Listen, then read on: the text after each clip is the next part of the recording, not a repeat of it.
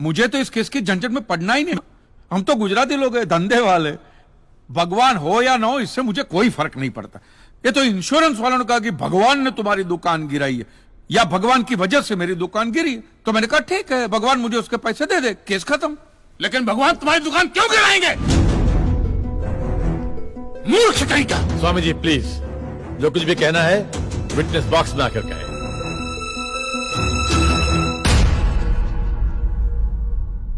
एतस्य पातिकीं क्षम्यताम्, एतस्य पातिकीं क्षम्यताम्।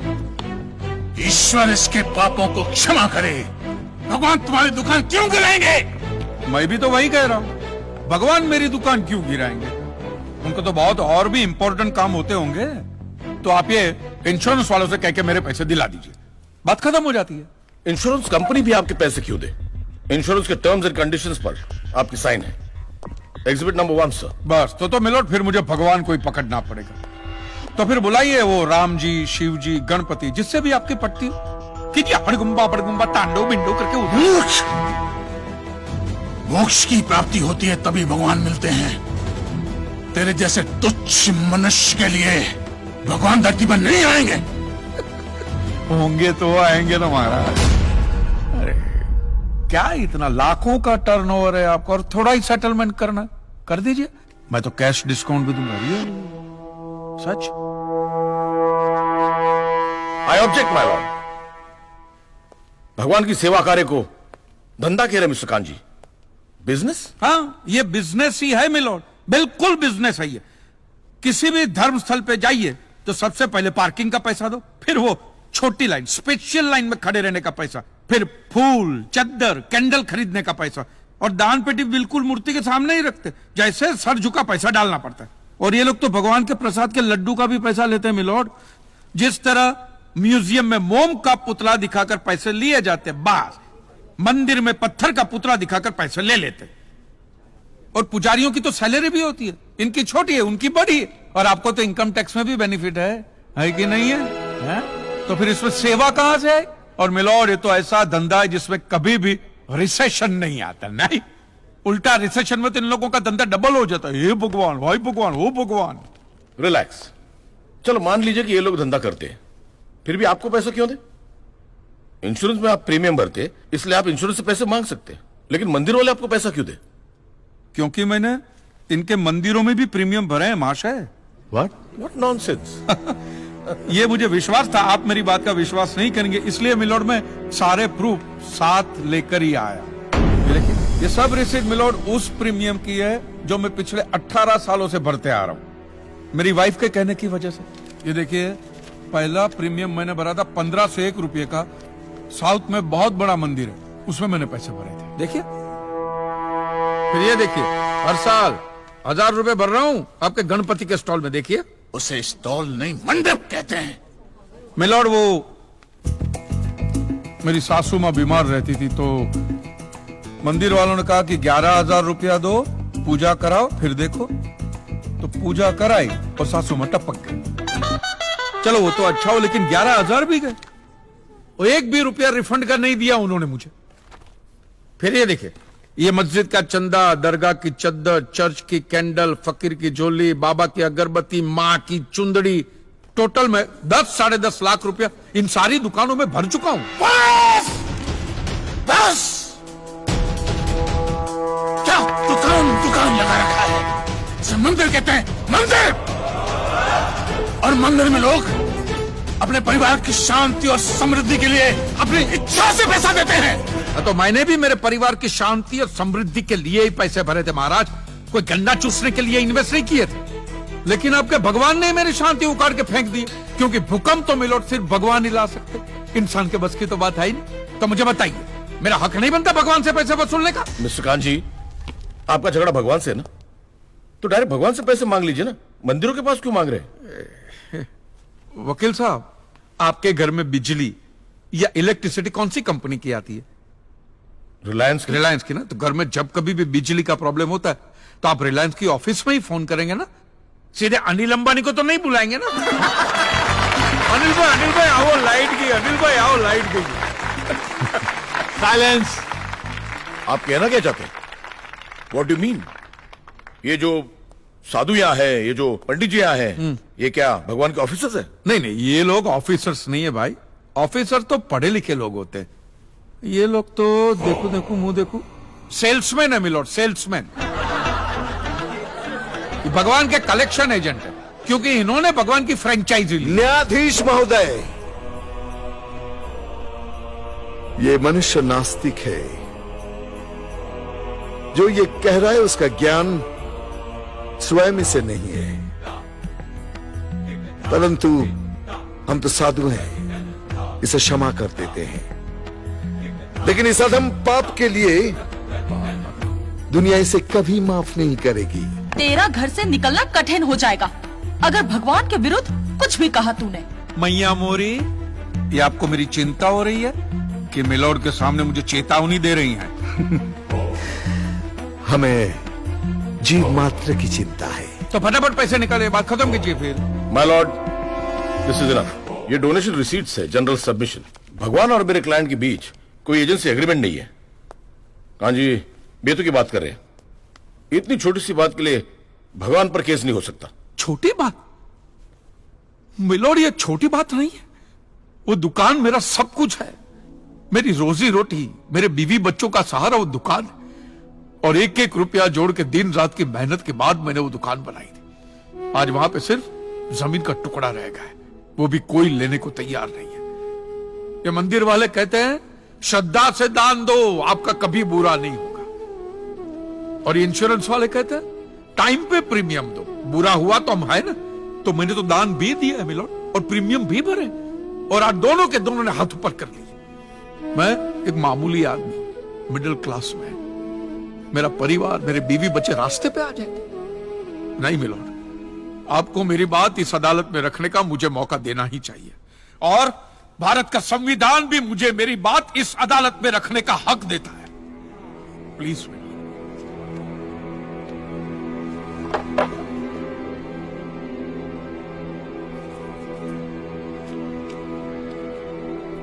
एक मिडिल क्लास बिजनेसमैन के लिए 1 करोड़ रुपए बहुत बड़ी रकम होती है, और खास तौर से सवाल जब उसके सर्वाइवल का हो। इसलिए यह अदालत कांजीलाल जी के मुकदमे को एक्सेप्ट करती है।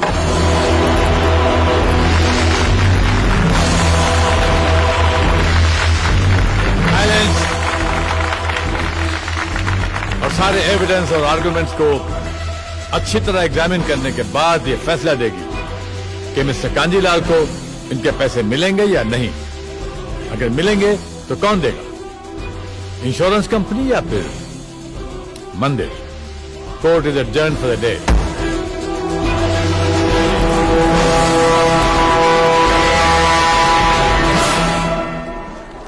रुकिए रुकिए महाराज, अब आप लोगों को जितनी पूजा करनी हो, आरती करनी हो, जितना घंटा हिलाना हो, सब हिला लीजिए आप। आपके भगवान ने मेरे अकेले की दुकान गिराई है ना, तो अब मैंने अकेले ने उसकी सारी दुकानों पे ताले नहीं लगवाए ना महाराज, तो मेरा नाम भी कांजी लालजी मेहता नहीं। और ये मेरी आप लोगों के लिए कोई चिंता फिंता नहीं, खुली नंगी चेतावनी। यस। मस्जिद, चर्चिस, डेल पे एवरीथिंग। अरे ओ कांजी, तुम्हारी लड़ाई तो तुम्हारे भगवान से थी ना? Silence please. तो हमें यहाँ क्यों बुलाया है?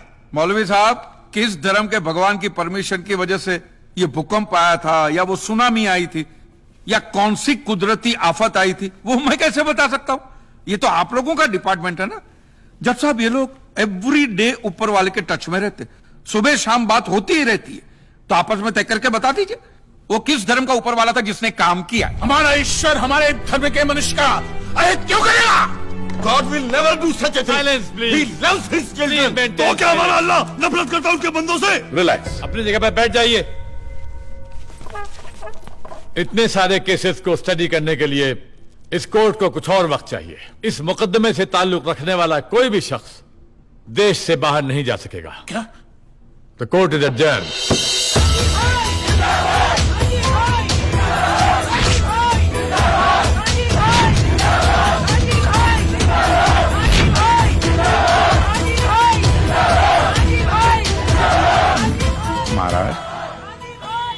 ये तो सरकारी जगह है, यहां से तो सुरक्षित निकल जाओगे, लेकिन इन लोगों से मंदिरों में, गिरिजाघरों में, मस्जिदों में किस किस से बचोगे?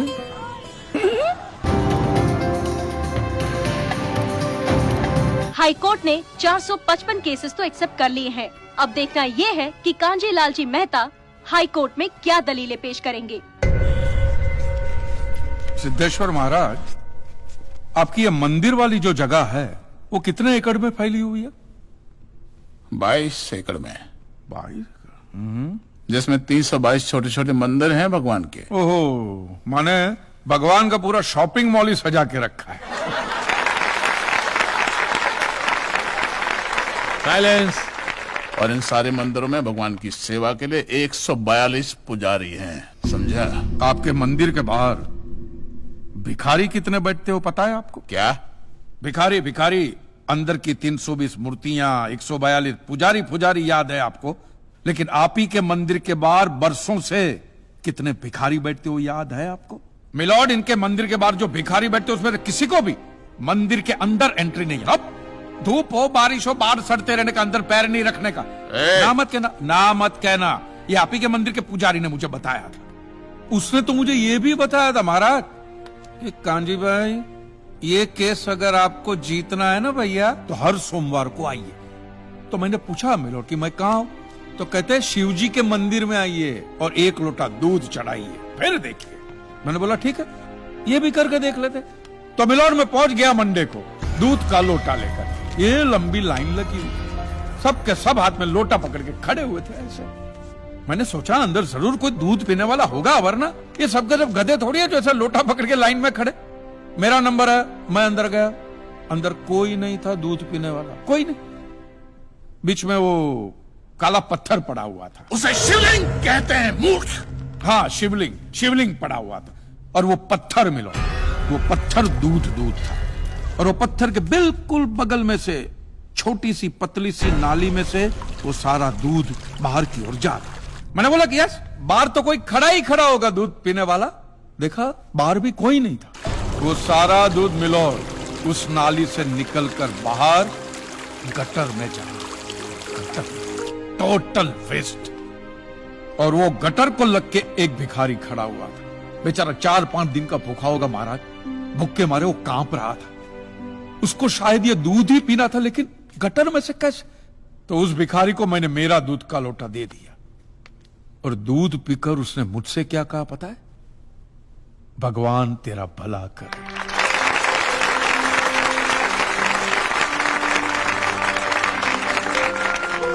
तो मंदिर में आने वाला एक एक इंसान वो पत्थर पे दूध डालने के बजाय किसी गरीब के पेट में डाले ना, तो सबसे ज्यादा पुण्य मिलेगा। नहीं? और हाँ मौलवी साहब, किसी दरगाह पे फूलों की चादर ओढ़ाने के बजाय किसी नंगे फकीर के बदन पे कपड़ों की चादर ओढ़ाई जाए ना, तो अल्लाह को बहुत खुशी मिलेगी। और जीसस के सामने मोमबत्तियां जलाने से अच्छा है किसी गरीब की झोंपड़ी में जलाइए, तो उसके घर में कभी अंधेरा नहीं होगा। क्यों, तुम भी भगवान को नहीं मानते क्या? अरे मैं खुद भगवान हूं। अच्छा, तो मैं अमिताभ बच्चन हूं। देखो कांजी, दूध, चद्दर, मोमबत्ती ये सब चढ़ाना एक प्रथा है। भगवान की पूजा अर्चना, इन सब का मूल्य तुम नहीं समझोगे, क्योंकि तुम एक नास्तिक हो। जगत की मोह माया से तुम अभी तक मुक्त नहीं हुए। आप तो हो गए हो ना, आप तो बिल्कुल मोक्ष के दरवाजे पे खड़े हो। तो ये जो रीति रिवाज के नाम पे ढोंग चलते, उनको बंद करवाइए ना महाराज। शनिवार को हनुमान जी की मूर्ति पे कितना तेल बर्बाद होता है पता है आपको? लोग 2 रुपये के 5 रुपए के सिक्के यूं यूं यूं करके मूर्ति पे चिपकाते हैं। हनुमान जी इन सारे चिल्लर का क्या करेंगे? कांजी भाई बिल्कुल ठीक कह रहे हैं। साईं बाबा अपनी पूरी जिंदगी गरीबों के लिए और गरीबी में जिए। जब तक वो जिंदा रहे तेल की एक एक बूंद के लिए दर बदर भटकते रहे, और आज उनके मरने के बाद उनके लिए करोड़ों का सिंहासन, सोने का मुकुट, किसके लिए बताइए महाराज। एक बात बताइए, जो भी भक्त भगवान की श्रद्धा से सच्चे दिल से भक्ति करता है, उस पर तो उस परम कृपालु की कृपा दृष्टि रहती है ना? रहती है ना? आया ना?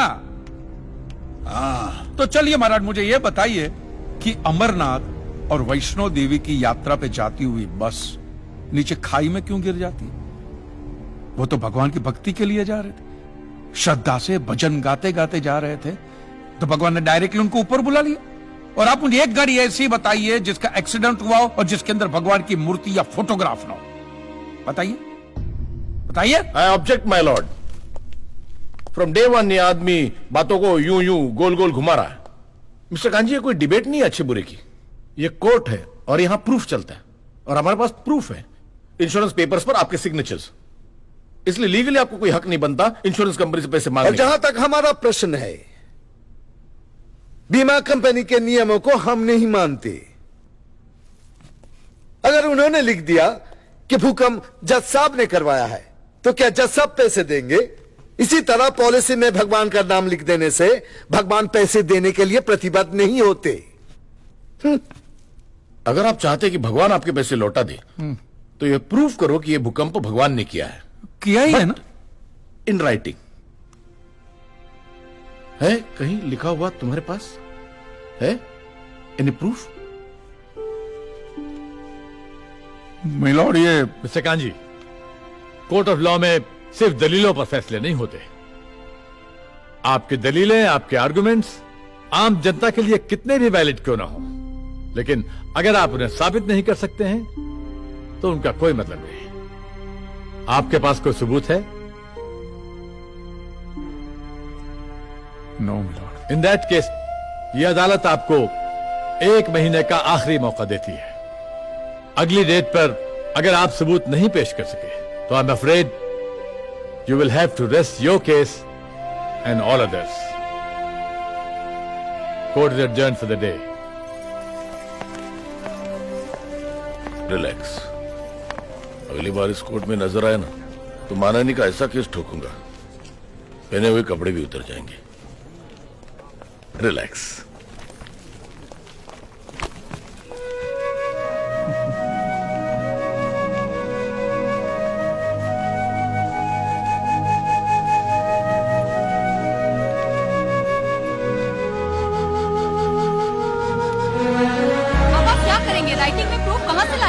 Because you are not alone, Mr. Kanji. It's a matter of crores of rupees. बहुत से लोगों की उम्मीद आपसे लगी हुई है। सर, राइटिंग में प्रूफ कहाँ से लाएंगे आप सर? कांजी भाई, बहुत से लोग आपके साथ जुड़े हुए हैं। कांजी भाई। You may please proceed. Your honour, इससे पहले कि मिस्टर कांजी अपने तीखे और कटाक्ष भरे व्यूज बिना किसी रेफरेंस प्रदर्शित करें, मैं उनसे पूछना चाहता हूं कि उनके पास कोई प्रूफ है जिससे वो साबित कर सके कि उनकी दुकान भगवान ने गिराई है? मिलॉर्ड, अब जो सवाल मैं पूछने जा रहा हूं उसके लिए मुझे एक ज्ञानी पंडित की जरूरत है। तो आप मेरे जो भी कोई ज्ञानी पंडित है वो यहां पे आए। सिर्फ ज्ञानी है, ज्ञानी। हाँ, आप बैठ जाइए।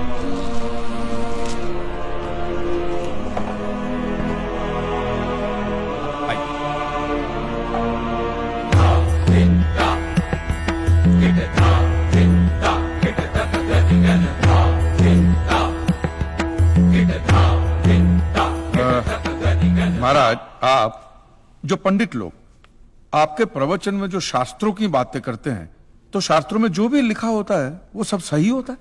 100%। ऐसा कहां लिखा है? ये तो आप कह रहे हैं।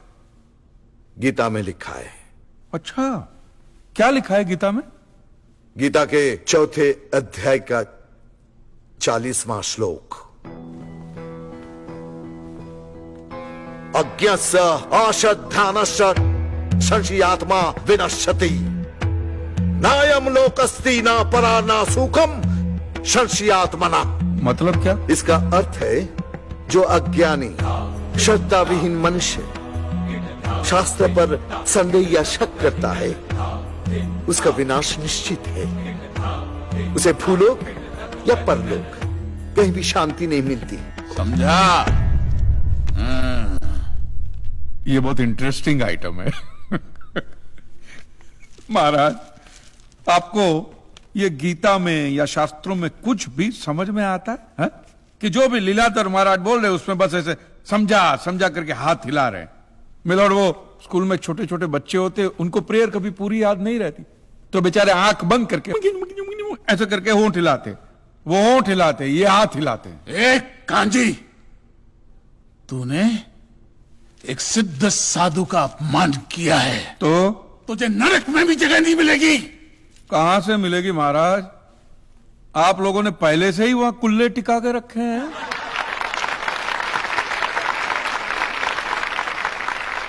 तेरा ये दुस्साहस नास्तिक!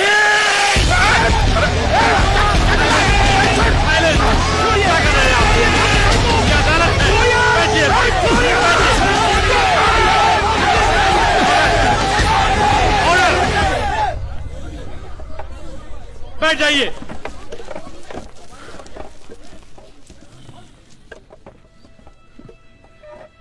दुखेश्वनु द्विग्न मनः सुखेशु विगत स्पृह वितराग भय क्रोध स्थित धीर मुनि रुच्यते। अध्याय 2 श्लोक 56वां। अर्थात जिस मनुष्य के लिए सुख और दुख समान अवस्था है, जो भय और क्रोध से मुक्त है, जो स्थिर बुद्धि वाला है ना, वही सिद्ध पुरुष कहलाता है।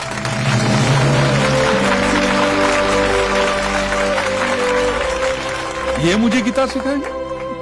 अरे ये क्या गीता सिखाएंगे मिलॉर्ड, इन लोगों की तो आईक्यू भी रूम टेम्परेचर से लो है। आपको 2 बात किया कही मैंने उकसाने के लिए, भड़काने के लिए, मुझे मारने चले हैं। ऐसी है आपकी सिद्धि सिद्धेश्वर? मिस्टर कांजी, उनकी सिद्धि क्या है यह कोर्ट का मुद्दा नहीं है। कोर्ट का मुद्दा यह है कि आपकी दुकान किसने गिराई? भगवान ने गिराई है। ये आप फैसला सुना रहे। फैसला सुनाना जज साहब का काम है, आपका नहीं। आपको तो सिर्फ प्रूफ करना है कि उस दिन जो भूकंप आया वो भगवान की वजह से आया था, जो प्रूफ करना इंपॉसिबल है। Relax relax relax, nothing is impossible. Swami ji, एक बात बताइए, भगवान ने ही ये भगवत गीता कही है? कही है। और भगवत गीता में जो भी कहा गया है वो सब सच है? 100%। Point to be noted milord. तो मुझे एक बात बताइए कि भगवान ने भगवत गीता के 9वें अध्याय के 8वें श्लोक में क्यों ऐसा कहा है कि पूरी सृष्टि का सर्जन मेरी इच्छा से हुआ, इसका विनाश भी मेरी इच्छा से होगा, ये पूरी सृष्टि मेरी इच्छा के अधीन है, इसके सर्जन और विनाश के लिए सिर्फ मैं और मैं ही जिम्मेदार हूं। और ये देखिए मिलॉर्ड, ये बाइबल में भी कहा गया है, Aiza chapter 54 verse 16। See, it is I who have created the smith who blows the fire of coals and produces a weapon fit for his purpose. I have also created the ravager to destroy. अब ये देखिए, ये कुरान शरीफ में भी है। सूरह जलजला 99 आयत 1 से 8 में भी लिखा है कि जब जमीन अपनी पूरी शिद्दत के साथ हिला डाली जाएगी और जमीन अपने अंदर के सारे बोझ को निकालकर बाहर डाल देगी और इंसान कहेगा कि ये उसको क्या हो रहा है, उस दिन वो अपने ऊपर बीते हालात बयां करेगी, क्योंकि तेरे रब ने उसे ऐसा करने का आदेश दिया होगा। रब ने।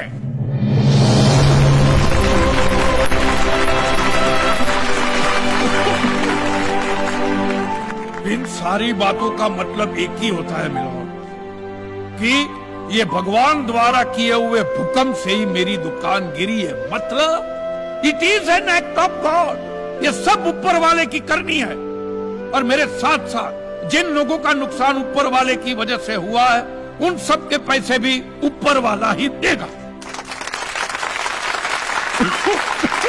नहीं तो उनके collection agent. Your honour, mister Kanji Leeladhar Swami को बातों में फंसा रहे। सर देसाई जी, क्या कर रहे हैं आप? अरे बोलने दो, उससे बोलने दो। अगर ये प्रूव हो जाता है कि भगवान है तो हम लोग पैसा देने से बच जाएंगे। अच्छा, पूरा दोष अब आप हम पर थोपना चाहते हैं। चुप कीजिए। अपनी स्कीम से बचने के लिए आप भगवान का नाम नहीं ले सकते। चुप कीजिए, क्योंकि भगवान पर सिर्फ हमारा कॉपीराइट है। कॉपीराइट? अरे 2 मंदिर क्या बनवा दिए? भगवान आपके बाप का मालूम है? खबरदार, हमारा संप्रदाय तुमको छोड़ेगा नहीं। क्या कर रहे हो? साइलेंस। रिलैक्स। आज तक तो मिलोड सिर्फ इतना ही सुनने में आया था कि भगवान की आरती होती है, आराधना होती है, यज्ञ वगैरह होता है। आज तो ये भी सुनने को मिल रहा है कि भगवान के कॉपीराइट भी होते हैं। भगवान के कॉपीराइट ऊपर वाले की ब्रांड बना दी है इन्होंने। आज मुझे विश्वास हो गया है कि भगवान नहीं है, बिल्कुल नहीं है, हो ही नहीं सकता। क्योंकि अगर वो होते तो उसने आप जैसे पाखंडियों को तो कब का उठा लिया होता। मुझे जो करना था वो मैंने साबित कर दिया है मिलोड। अब इसका पूरा फैसला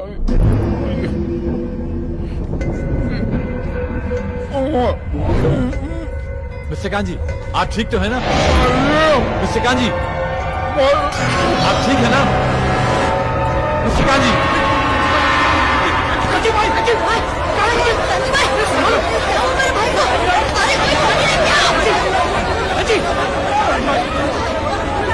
एम्बुलेंस बुलाओ, प्लीज कॉल द एम्बुलेंस।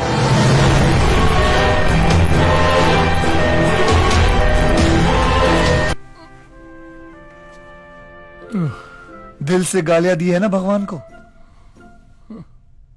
और दिल कहां होता है? लेफ्ट साइड में। इसलिए भगवान ने पूरा का पूरा लेफ्ट साइड पैरालाइज कर दिया है।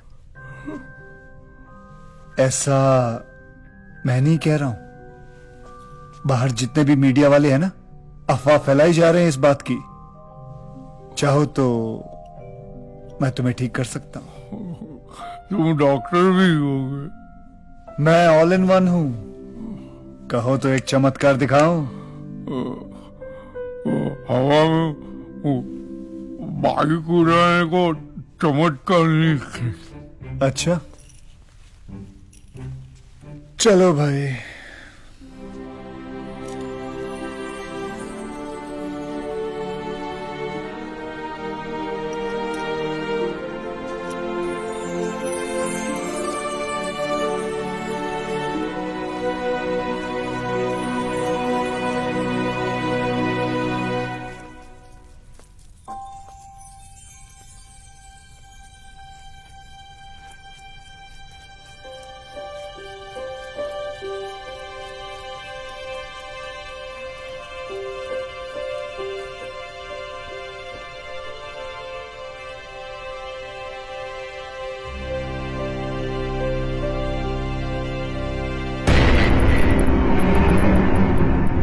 Krishna Vasudev Yadav from Gokul।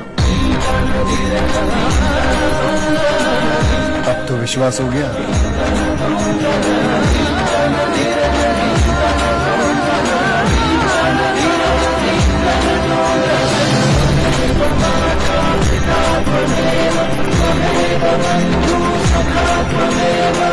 अरे मैं उसी रूप में आया हूँ जो आप लोग हमेशा देखते हो टीवी पे, कैलेंडर पे, फिल्मों में। वर्षों से यही रूप मेरा चलता आ रहा है, उसी रूप में आपके सामने खड़ा हूं। लेकिन कांजी भाई, मैं ऐसा हूं नहीं। सच में मुझे माफ कर, मुझे माफ कर। जैसे एक भक्त भगवान के बिना अधूरा होता है, वैसे ही भगवान भी एक सच्चे भक्त के बिना अधूरा होता है।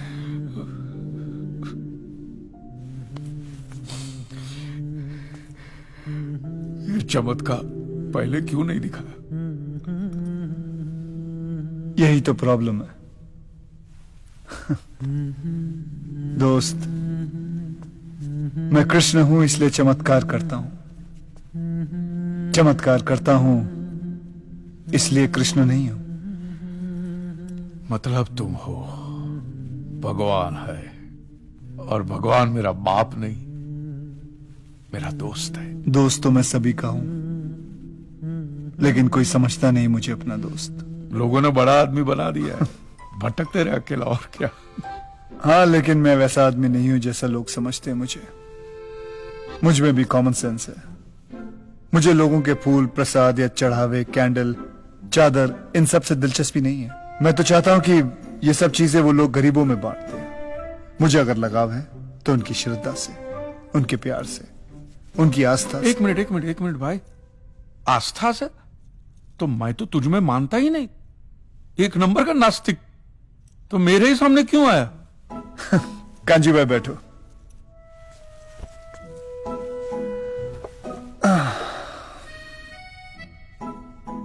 नास्तिक का मतलब समझते हो? जो हर चीज को देखे, परखे, सोचे, समझे और फिर ये कहे कि ये झूठ है, भगवान है ही नहीं, उसे नास्तिक कहते हैं। इसलिए मैं तुम्हारे सामने आया, क्योंकि तुमने वही सब कुछ किया जो एक नास्तिक करता है। और एक सच्चा नास्तिक एक सच्चा आस्तिक बन सकता है। लोग मेरे पास सिर्फ अपने स्वार्थ के लिए आते हैं, अलग अलग एक्सचेंज ऑफर्स लेके आते हैं। Exchange offer? भगवान मैं एसएससी पास हो जाऊंगा तो 5 मंगलवार सिद्धिविनायक चल के आऊंगा। अगर वो डोमिनिक की बेटी, अगर उसने शादी के लिए हाँ बोल दी ना, तो मैं माउंट मैरी 11 कैंडल चढ़ाऊंगा। अगर मेरी बीवी प्रेग्नेंट हो गई ना, तो आपकी दरगाह पे चादर चढ़ाने आऊंगा। अलग अलग ऑफर्स लेके आते हैं। और जो लोग मेरे पास आ नहीं सकते, वो भी मुझे ही दोषी ठहराते हैं। बोलते हैं भगवान का बुलावा नहीं आया इसलिए हम उनके पास जा नहीं सकते। अरे भगवान का बुलावा नहीं आया तो क्या इनविटेशन कार्ड भेजे? इनविटेशन कार्ड लिख के भेजूं मैं?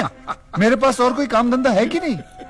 और वैसे भी कांजी भाई, मैं कण कण में हूँ, मैं सब जगह मौजूद हूँ। जब तुम सब जगह हो तो ये लोग मंदिर खोल के क्यों बैठे? मेरे पास मेरा खुद का घर है, मुझे 4 दीवारों के अंदर नहीं रहना है। तो फिर तुमने ऐसा धर्म बनाया ही क्यों? मैंने सिर्फ इंसान बनाया, और इंसान ने जात पात धर्म मजहब का धंधा शुरू किया, और यह धंधा हजारों सालों से चलता आ रहा है, क्योंकि तुम्हें उसकी जरूरत है। तो फिर ऐसे धर्म को उठा के फेंक देना चाहिए ना। लोगों से उनका धर्म कभी मत छीनना। अगर तुम लोगों से उनका धर्म छीनोगे तो वो तुम्हें अपना धर्म बना लेंगे। तुम्हें विश्वास नहीं होता ना? 1 महीने से तुम यहां आईसीयू में पड़े हो। मैं तुम्हें बताता हूं कि 1 महीने के अंदर क्या क्या हुआ। देखो कांजी प्रभु कल रात मेरे सपने में आए थे और उन्होंने खुद कहा कि वो भगवान विष्णु के 11वें अवतार हैं। ये सब क्या है? कांजी प्रभु ने सपने में मुझे चतुर्भुज रूप वाले दर्शन दिए। एक हाथ में चक्र था, एक हाथ में शंख, एक हाथ में गदा। देश भर में जगह जगह लोगों ने सुने कांजी भाई के भगवान होने के चर्चे। मैं कल नाइट ड्यूटी पे था, एक जरा सी झपकी लग गई, इतने में सटाक से मेरे गाल पर एक थप्पड़ पड़ा और इतने में एक आवाज आई, ड्यूटी पे सोने का नहीं। कांजी के चमत्कार की 4 कहानियां मार्केट में रख दो, लोग अपने आप 40 बना लेंगे। मैंने तो कांजी भाई को स्कूटर के साथ हवा में उड़ते हुए देखा था। ऐसे अचानक से प्रकट हुए, 10 फुट, 15 फुट, 20 फुट। कांजी भाऊ देव है, भगवान है वो। ये देखो, धर्म गुरुओं ने कांजी भाई के कल के अवतार को मान्यता देकर उनसे माफी मांगते हुए एक्ट ऑफ गॉड के ऊपर जितने भी लोग हैं उनकी 400 करोड़ चुकाने का फैसला किया है। उनकी इच्छा थी कि हमें पैसे देने चाहिए, बस दे दी। लेकिन आप उनको भगवान क्यों बना रहे हैं? किसने कहा कि वो भगवान है? तुम्हें पता है तुम्हारी मृत्यु कब होगी? आप लोगों को नहीं। मैं भी नहीं जानता, लेकिन उन्होंने स्वयं अपनी मृत्यु का दिन निश्चित किया है। 16 दिसंबर को वेंटिलेटर का स्विच बंद करते ही कांजी की कहानी खत्म। हाँ, लेकिन स्वामी जी इस बार खर्चा बहुत हुआ। 400 करोड़ इंश्योरेंस वालों को बांटे, 1 करोड़ डॉक्टर को, ऊपर से मंदिर बनाने का खर्चा हुआ सो अलग। 1 टाइम इन्वेस्टमेंट है मिश्रा जी, 1 ही साल में रिकवरी पूरी हो जाएगी। वैसे भी काफी सालों से मार्केट में नया भगवान नहीं आया है।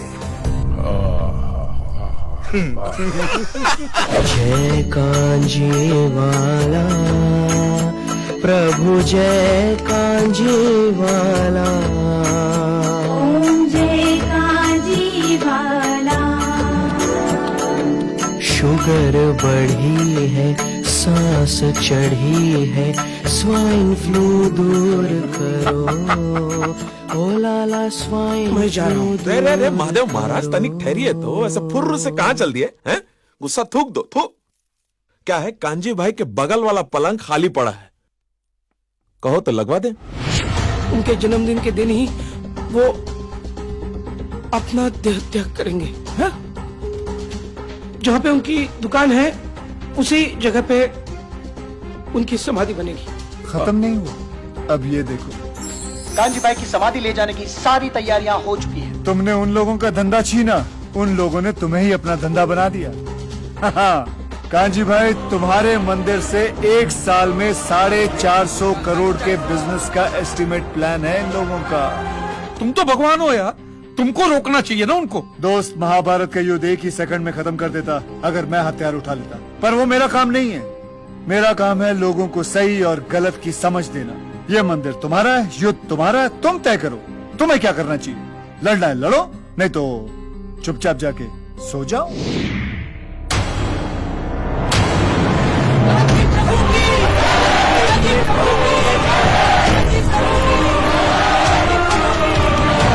बचा लीजिए प्लीज। देखिए, अब कुछ भी नहीं हो सकता। प्लीज। और वैसे उनकी भी यही इच्छा थी। अरे देव है वो, भगवान। एक मिनट, आप लोग यहीं रुकिए, हम डेड बॉडी लेकर आते हैं।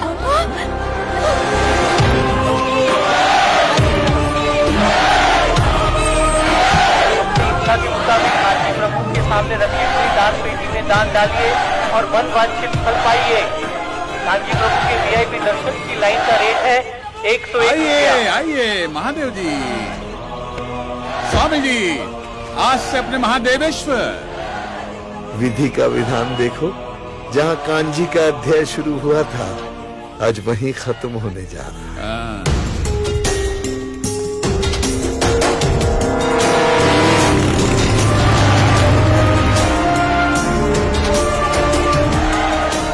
कांजी भाई की बॉडी अस्पताल से गायब है।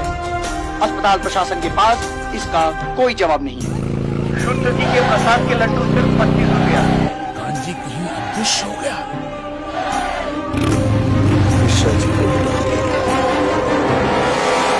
वो आ गया।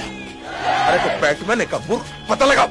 हाँ, हमको अभी अभी जानकारी मिला है, आप लोग टेंशन मत लीजिए, हम है ना, हम करते हैं, आते हैं अभी। हटो। चलिए जाइए। किसी भी वक्त आ सकता है। सबको दर्शन का लाभ मिलेगा।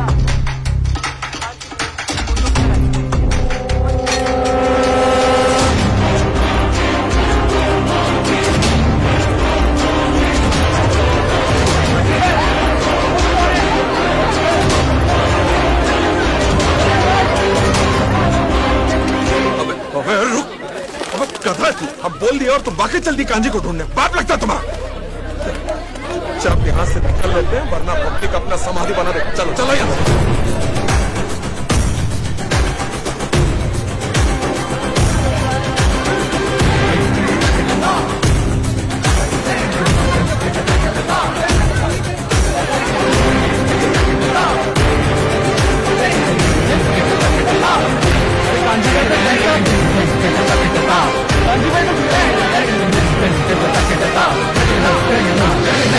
हाँ, मैं जिंदा हूं।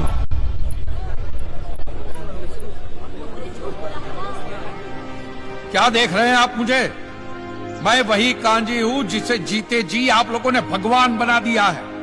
अब महान है कि मूर्ख है, ये मेरी समझ में नहीं आता। अरे जो इंसान आपको समझा समझा के थक गया कि धर्म का धंधा मत करो, उसी को भगवान बना के अपने धंधा शुरू भी कर दिया। एक बात मुझे बताइए, हमारी दुनिया इतनी खूबसूरत है तो भगवान सिर्फ मंदिरों में ही रहेंगे? मैं कहता हूं सिर्फ यहां से मानिए, अपने दिल से मानिए तो भगवान मिलेगा। इंसान में भगवान दिखे तो भगवान मिलेगा, इंसान में मिलेगा, ऐसे पत्थरों में नहीं मिलेगा। ऐसे पत्थरों में कभी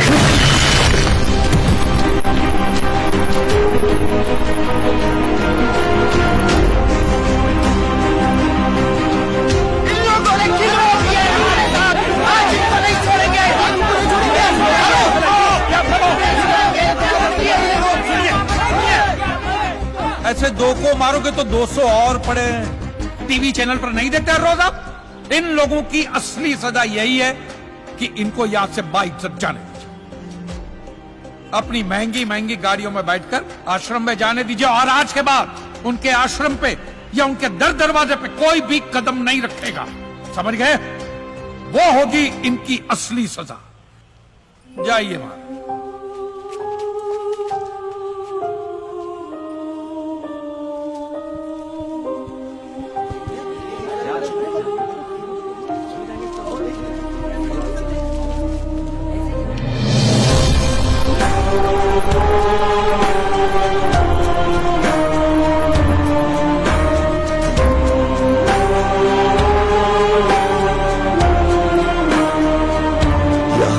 श्रद्धा अफीम के नशे की तरह है कांजी। एक बार लत लग गई ना, आसानी से नहीं छूटती। ये जो आप लोग देख रहे हो ना, they are not God loving people, they are God fearing people. आज नहीं तो कल कहीं ये फिर से आश्रम में ना दिख जाए। निर्भय बाबा।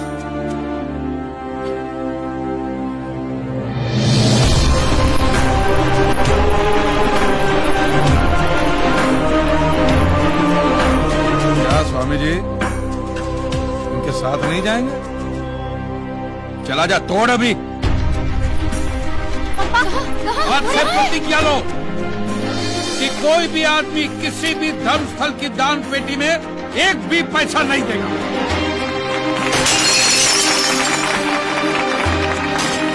और देख क्या रहे हो? तोड़ो वो पुतला और ये सब।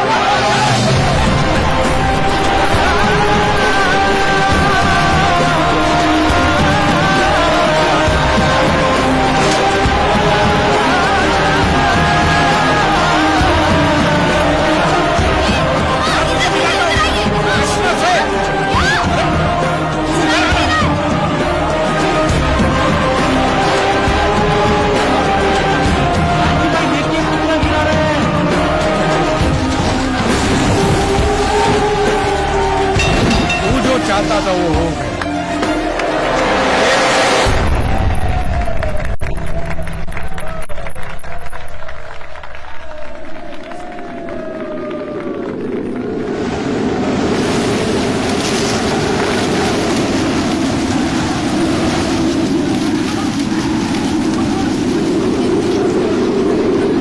किसे ढूंढ रहे हो कांजी? मैंने कहा था ना, मैं हर जगह हूं। कहीं खेत में बारिश बनकर बरस रहा हूं, तो कहीं चिड़ियों के साथ मिलकर घोंसला बना रहा हूं, वहां नीचे चींटियों के साथ लंच भी कर रहा हूं।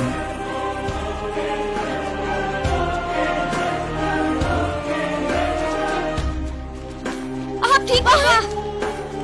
हाँ ठीक हो। आप किससे मिलाने वाले थे?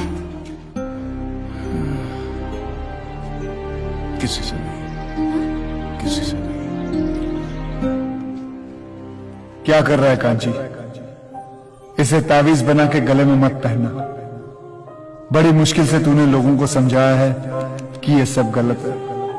फेंक इसे, फेंक।